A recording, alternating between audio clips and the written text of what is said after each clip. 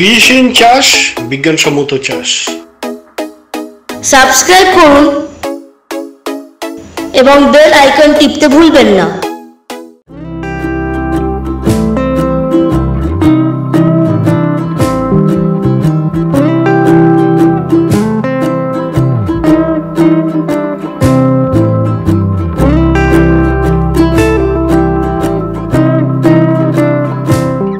নমস্কার দর্শক বন্ধু, জেএসসি বায়োটেক ইউটিউব চ্যানেলে আপনাদের সবাইকে স্বাগত। আজকে এমন একটা ভিডিও আপনাদেরকে দেখাবো, সেটা হচ্ছে কি, বহু মাছ চাষি আমাদেরকে ফোন করেন, তাদেরকে আমরা বলি যে রিগেন ভিটাকেয়ার ব্যবহার করলে কি লাভ হতে পারে। তখন তারা বলে যে তাদের প্রচুর মাছের পুকুর আছে, তো তারা প্রথমে দেখতে চায়, অল্প জায়গায় করে দেখতে চায় যে তাতে কি রেজাল্টটা হবে, তারপর সেই বড় জায়গা করবে। আজকে সেই রকমই এক মাছ চাষি যে প্রথমে দেখতে চেয়েছিল যে রিগেন ভিটাকেয়ার ব্যবহার করলে জলের পরিবেশ পাল্টে দিলে সত্যি কি হয়, সেটা দেখে ও পরবর্তীকালে ওর যে বড় পুকুরে আছে আর কি, তাতে ও মাছ চাষ করবে বলে ঠিক করে। তো আলাপ করি সেরকম মাছ চাষির সঙ্গে। নমস্কার, আপনার নাম? স্বরূপ কুমার মন্ডল। স্বরূপ কুমার মন্ডল। এই যে জায়গাটায় দাঁড়িয়ে আছি, এর পুরো ঠিকানাটা যদি বলেন। আমার দক্ষিণ চব্বিশ পরগনা, ক্যানিং টু, সরঙ্গাবাদ গ্রাম পঞ্চায়েত।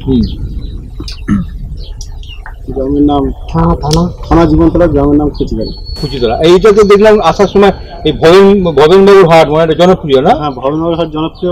দাদু। আচ্ছা আচ্ছা, আপনার দাদুর নামে হাট। আচ্ছা আচ্ছা, মানে এই হাটের পাশেই কিন্তু এই পুকুরটা, মানে একদম রাস্তার পাশেই পুকুর। এই যে পুকুরটা কতটা জায়গা? এটা আপনার 11 কাঠা আছে। 11 কাঠা? টোটাল 14 কাঠা আছে, তার মধ্যে কিছু দানা আছে। আচ্ছা, তো আপনি হঠাৎ মাছ চাষ এলেন কেন? মাছ চাষে আমার নিজস্ব ফুলের দোকান আছে, ভাবলাম পুকুর আছে, মাছ চাষ করে দেখি, খাল আছে, অন্য কাউকে যে চাষ করা হয় তারা নিজে না চাষ করে, তাহলে দেখা যায় চাষ করি। কারণ প্রায় 2 মাস পর ভাবছি ইউটিউব ভিডিও দেখি কিছু ভালো কিছু পাওয়া যায়। হ্যাঁ, তা আপনাদের ভিডিও দেখলাম, সবাই প্রত্যেকটা চাষি তাদের বক্তব্য দিচ্ছে, শুনলাম ভালো কোয়ালিটির মনে হবে, তারপর আমিও নিয়ে আসলাম।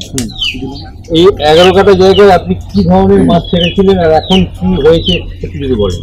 আমি বিশ্বাস করছি রুই কাতলা মিলিয়ে রাখি, আর তার মধ্যে যে সিলভার ছিল, সিলভার মাছগুলো দেখলাম যে 550 গ্রাম হয়। রুই কাতলাগুলো 120 গ্রাম। কি সাইজ ছেড়েছিলেন? ছেড়েছিলাম 8 গ্রাম না। 8 গ্রাম না গ্রাম? কতটা মাছ ছেড়েছেন? 50 কেজি মতো মাছ। 50 কেজি? কতদিন হলো এই যে ডিফারেন্সটা দেখলেন? কতদিনে দেখলেন? এটা প্রায় 80-85 দিন। 80-85 দিন। এর মধ্যে কি কোনো মাছের রোগ টোগ এটা ওটা পেয়েছেন? কারণ এখানে আপনার এই পুকুরটা রাস্তার পাশে, মানে প্রচুর নোংরা আবর্জনা প্লাস্টিক প্রচুর পড়ে, তবে এখানে কিন্তু প্রচুর পলিউশন, সেক্ষেত্রে কোনো রোগও দেখা যায়। আপনার আর কত বিঘে জলাশয়টা আছে যেটাতে আপনি করবেন বলে ঠিক করেছেন? আর 1.5 বিঘা আপনার খাল আছে, আর জমি আছে প্রায় 7-8 বিঘা আছে। আচ্ছা, টোটালটা অন্য কাউকে দিয়ে চাষ করা হয়, নিজে না। এবার ভাবছি ভালো হওয়ার পর। আচ্ছা, এই যে ছোট্ট তো মাছ, এই মাছ কি খেয়ে দেখেছেন কোনোভাবে? খেয়ে দেখেছি। এমনি যে বাজার থেকে আমাদের আগে মাছ কিনে খাই, কোনোদিন মাছ চাষ করা হয় না, তা সে মাছ খাওয়া যেত না। আর এই যে পুকুরের মাছ আছে, সেটা খুব সুন্দর, টেস্টও ভালো। আপনার বাড়ির লোক খেয়ে কি বলছে? হ্যাঁ, একদম খুব সুন্দর মাছ। বাবা বেশিরভাগ বাইরে থেকে মাছ আনলে খেত না, ভালো লাগবে না। এই পুকুরের মাছ সুন্দর, টেস্টি, আর খেতেও চাইছে। ভালো। এমনি জাল ফেললে একটা মাছ আছে, জাল ফেলে প্রথম ক্ষেত্রে প্রায় 25-30 পিস মাছ। হ্যাঁ, তার কারণটা ওইটাই যে পরিবেশটা ভালো করে দিলে মাছের টেম্পার, মাছের গ্রোথটা যে বেড়ে যায়, ওরা জলে ঘাই করলে ওরা কিন্তু পালিয়ে যায়। এটা একটা ব্যাপার। আমি দেখতে পেলাম যে জাল করলেও কিন্তু কোনো মাছ ছিল না, খুব অল্প পরিমাণ মাছ ছিল, সেই মাছের ছবি আপনাদেরকে দেখাবো। তাহলে দর্শক বন্ধু একটা জিনিস বুঝতে পারলেন, আপনারাও কিন্তু এরকম ছোট জায়গায় পরীক্ষা করে দেখতে পারেন, এবং যাদের বড় জায়গা নেই তারাও কিন্তু আপনাদের বাড়ির সামনে আশেপাশে যে সমস্ত জলাশয়গুলো আছে সেইগুলোর পরিবেশ পাল্টে দিলে আপনারাও কিন্তু এই ধরনের মাছের গ্রোথ পাবেন, এবং মাছের কোয়ালিটি, মাছের টেস্ট কিন্তু অন্য রকমের হয়ে যাবে।